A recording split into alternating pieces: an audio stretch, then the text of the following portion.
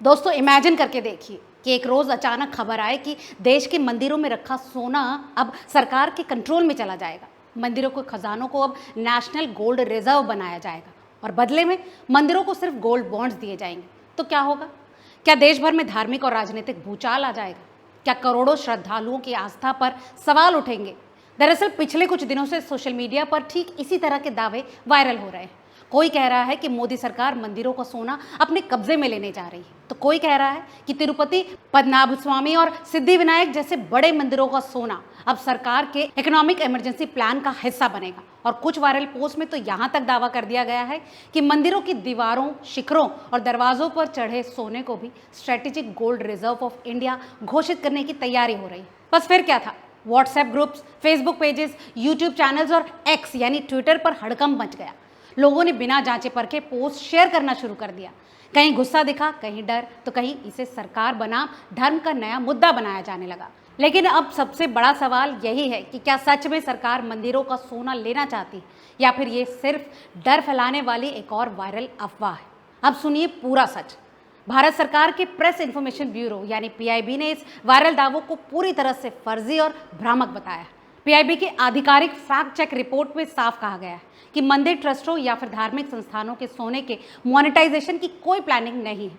यानी फिलहाल सरकार ने ऐसा कोई प्रस्ताव ना तो संसद में रखा है और ना ही वित्त मंत्रालय ने कोई ड्राफ्ट जारी किया है और ना ही आरबीआई या किसी दूसरी सरकारी एजेंसी ने मंदिरों में रखे सोने को राष्ट्रीय रिजर्व बनाने की बात कही। इसके बाद कई मीडिया हाउसेज ने अपनी रिपोर्ट में भी साफ बताया कि सोशल मीडिया पर चल रहे दावे बिना आधार के। वहीं द इकोनॉमिक टाइम्स ने वित्त मंत्रालय के सूत्रों के हवाले से कहा कि सरकार की ऐसी कोई योजना नहीं। टाइम्स ऑफ इंडिया की एक रिपोर्ट में भी यही कहा गया है कि वायरल दावे बेसलेस है।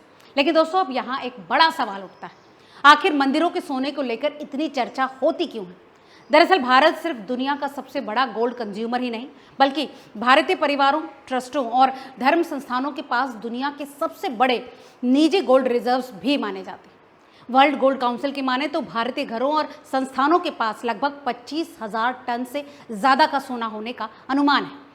कई रिपोर्ट्स में यह भी दावा किया गया है कि सिर्फ मंदिरों और धार्मिक संस्थानों के पास ही 3,000 से 4,000 टन तक का सोना हो सकता है। हालांकि इसका कोई आधिकारिक सरकारी आंकड़ा मौजूद नहीं है, लेकिन अगर मौजूदा गोल्ड प्राइस के हिसाब से इसकी वैल्यू निकाली जाए तो ये लाखों करोड़ों रुपए तक पहुंच सकती है। उदाहरण के लिए मई 2026 में भारत में 24 कैरेट सोने की कीमत लगभग 98,000 से 1 लाख रुपए प्रति 10 ग्राम के आसपास थी। यानी 1 किलो सोने की कीमत करीब 1 करोड़ रुपए। और अगर 3,000 टन सोने का अनुमान भी मान लें तो इसकी वैल्यू लगभग 300 लाख करोड़ रुपए तक पहुंचती है। शायद यही वजह है कि मंदिरों के सोने को लेकर समय समय पर बहस चलती आई। अब जरा भारत के कुछ बड़े मंदिरों के गोल्ड रिजर्व का अंदाजा लगाइए। केरल का पद्मनाभस्वामी टेम्पल दुनिया के सबसे अमीर मंदिरों में गिना जाता है। सुप्रीम कोर्ट में पेश एक पुराने दस्तावेजों और मीडिया रिपोर्ट्स के अनुसार वहां अरबों डॉलर की संपत्ति होने का अनुमान है। तिरुमाला तिरुपति टेम्पल हर साल हजारों करोड़ रुपए का दान प्राप्त करता है। दोस्तों कई रिपोर्ट्स के मुताबिक तिरुपति ट्रस्ट के पास टनों में गोल्ड डिपॉजिट मौजूद है। शिरडी साई बाबा टेम्पल और सिद्धिविनायक टेम्पल जैसे मंदिरों में भी भारी मात्रा में सोना और नकद दान आता है। यही वजह है कि जब भी देश की अर्थव्यवस्था, गोल्ड रिजर्व या फिर फिजिकल डेफिसिट की चर्चा होती है तो मंदिरों का सोना बहस का हिस्सा बन जाता है। अब यहाँ एक और दिलचस्प बात समझिए। सोशल मीडिया पर वायरल दावों के पीछे एक और बड़ा कारण सरकार की पुरानी गोल्ड मोनेटाइजेशन स्कीम भी मानी जा रही है। दरअसल 2015 में केंद्र सरकार ने गोल्ड मोनेटाइजेशन स्कीम लॉन्च की थी, जिसका मकसद था लोग और संस्थाएं अपना निष्क्रिय पड़ा सोना बैंकों में जमा करें ताकि देश का गोल्ड इंपोर्ट कम हो सके, क्योंकि भारत हर साल भारी मात्रा में सोना आयात करता है। दोस्तों वर्ल्ड गोल्ड काउंसिल के मुताबिक भारत 2025 में भी दुनिया के सबसे बड़े गोल्ड मार्केट्स में शामिल रहा। भारत हर साल सैकड़ों टन सोना विदेशों से खरीदता है, जिससे करंट अकाउंट डेफिसिट पर दबाव बढ़ता है। गोल्ड मोनेटाइजेशन स्कीम के तहत मंदिर ट्रस्ट भी स्वेच्छा से सोना जमा कर सकते थे और कुछ मंदिरों ने ऐसा किया भी। उदाहरण के लिए तिरुपति ट्रस्ट ने पहले एसबीआई के साथ गोल्ड डिपॉजिट स्कीम में हिस्सा लिया था, लेकिन यहाँ सबसे ज़रूरी बात यह है कि वो पूरी तरह वॉलंटरी यानी स्वेच्छा था।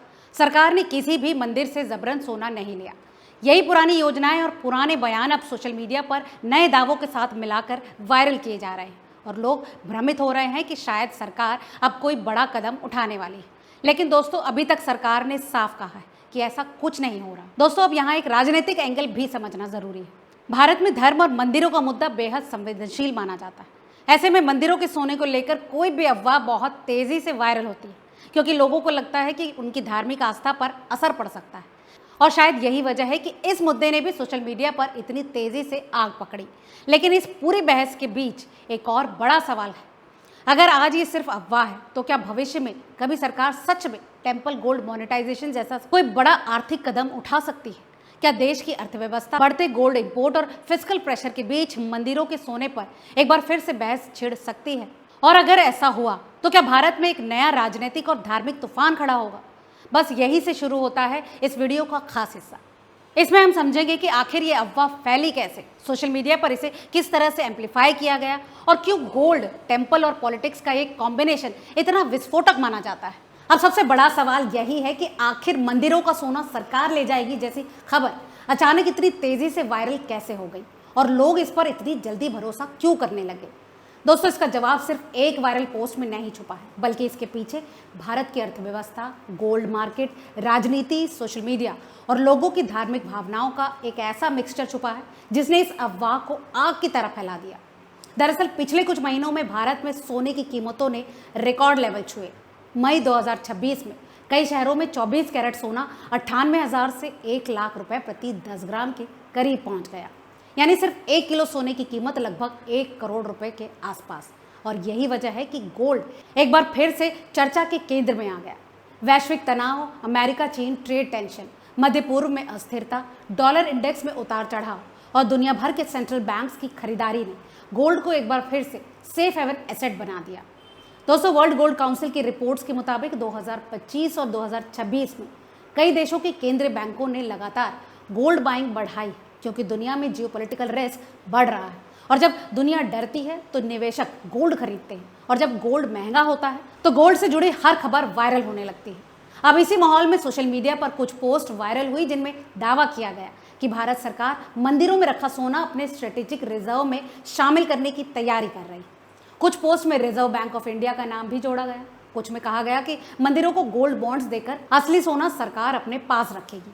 और कुछ यूट्यूब वीडियोस में तो यहाँ दावा किया गया कि सरकार इकोनॉमिक प्रेशर की वजह से मंदिरों के खजानों की तरफ देख रही है। बस फिर क्या था, व्हाट्सएप यूनिवर्सिटी एक्टिव हो गई।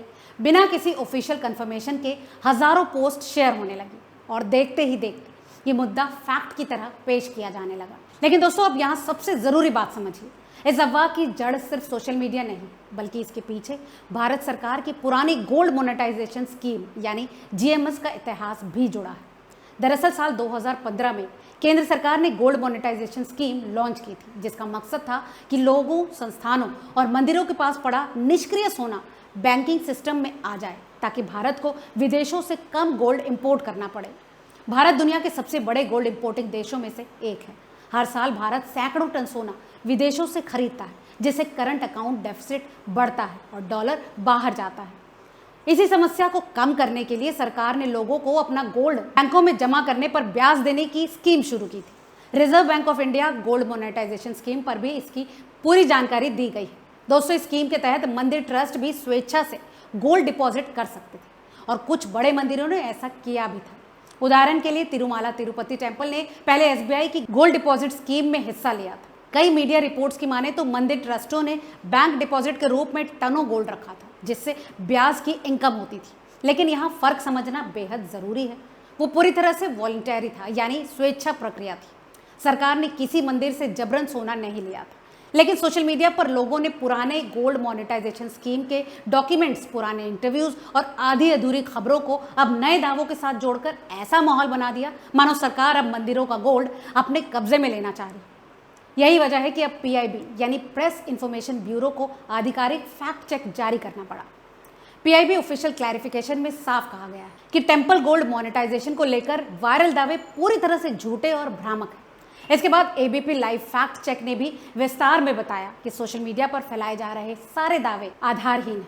इकोनॉमिक टाइम्स रिपोर्ट ने भी वित्त मंत्रालय के सूत्रों के हवाले से लिखा है कि सरकार की ऐसी कोई स्कीम नहीं है।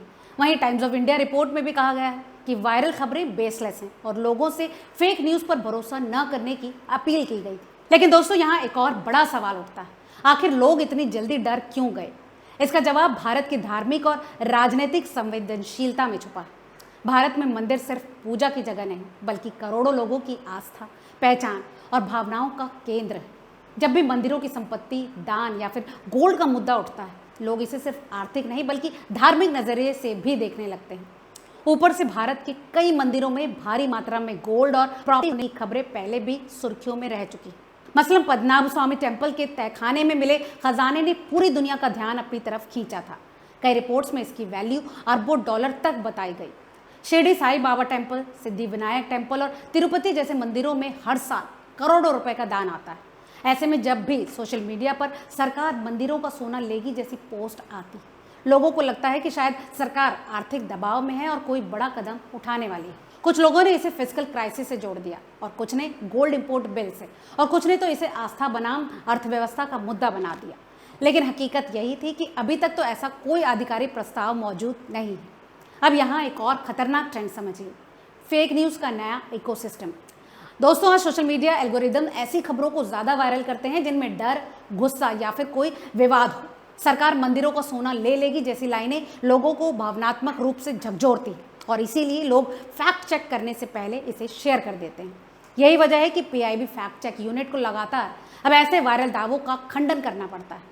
दोस्तों, इस पूरे मामले ने सिर्फ गोल्ड या फिर टेम्पल का मुद्दा नहीं उठाया, बल्कि ये दिखाया है कि डिजिटल इंडिया में इंफॉर्मेशन वॉर कितनी खतरनाक हो चुकी है। और अब सबसे बड़ा सवाल भविष्य को लेकर, अगर आज ये सिर्फ अफवाह साबित हुई तो क्या आने वाले समय में भारत में एक बार फिर से टेम्पल गोल्ड मोनेटाइजेशन पर बहस हो सकती है? क्या बढ़ते गोल्ड इंपोर्ट, फिजिकल प्रेशर और इकोनॉमिक स्ट्रेटेजी के नाम पर सरकारें कभी मंदिरों के गोल्ड को इकोनॉमी में लाने की कोशिशें कर सकती हैं?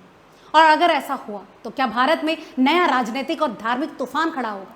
क्योंकि दोस्तों, भारत में गोल्ड सिर्फ धातु नहीं, भावना है, आस्था है, सुरक्षा है और शायद यही वजह है कि मंदिरों का सोना वाली खबर ने पूरे देश को हिला दिया।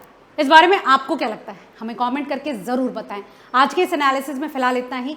उम्मीद करते हैं कि वीडियो आपको पसंद आया होगा। वीडियो अगर काम का लगा हो तो इसे लाइक और शेयर करें और अगर अभी तक आपने चैनल को सब्सक्राइब नहीं किया है तो ऐसे ही डीप एनालिसिस वीडियो के लिए रिपोर्टर जी चैनल को तुरंत फॉलो और सब्सक्राइब कर लें।